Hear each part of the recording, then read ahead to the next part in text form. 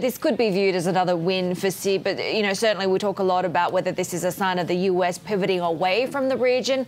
The Chinese and Beijing very much fixated on increasing its presence in the region.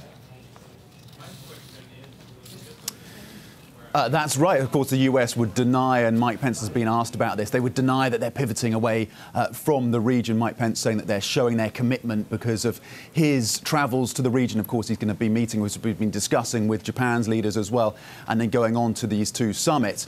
But of course, as you say, this is a region now that has become a focal point for tensions between China and the US and its allies. And you've seen some of the spending from the Chinese side. The Lowy Institute saying that China has committed to spend as much as close to $6 billion on projects in the region to try to win friends and influence people.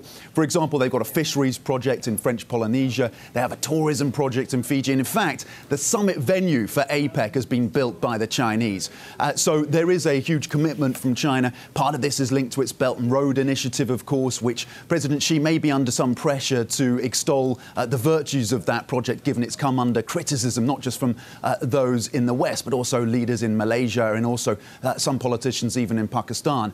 What we've heard as well from some of the experts is that from China's perspective, getting this region into its fold is part of winning this diplomacy battle with Taiwan as well. And in the halls of power in Washington, there's concern about what the end game is for China in this region, whether they are laying the groundwork for any militarization. Of course, we've seen the South China Sea Islands being militarized by China, despite them pledging not to do that. So that's a key concern as part of the longer-term strategy as to whether or not that is indeed part of the plan for Beijing. Beijing, of course, would push back and say this is about development and about aid for these countries.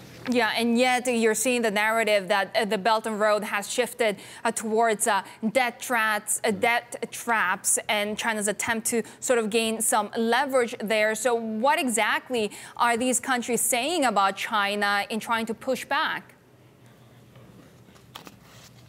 Well, you'd imagine that the countries in the Asia-Pacific region are in a position where they can play off both the US and China to get the best possible deal.